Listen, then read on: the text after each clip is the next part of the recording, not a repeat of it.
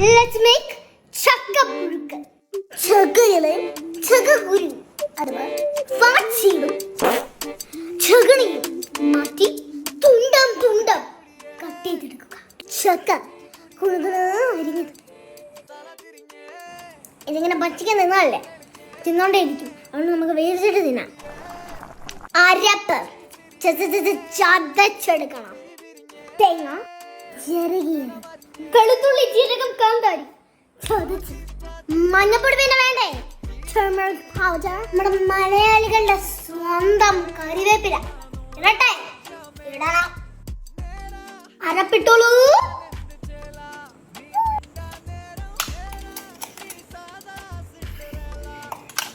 നന്നായിട്ട് മിക്സ് ചെയ്യൂ. ഇപ്പോഴാണ് നമുക്ക് വൈരാഗ്യമുള്ളവരെ കുറിച്ച് ഓർക്കാൻ പറ്റുന്നത്. അങ്ങനെ ചെയ്തല്ലേ.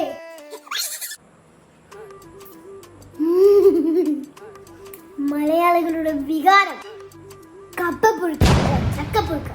അതായത് കപ്പപ്പുഴുക്ക് ചക്കയുടെ കഥനല്ലേ, ചക്കപ്പുഴുക്കല്ലേ, ചക്കപ്പുഴുക്കല്ലേ.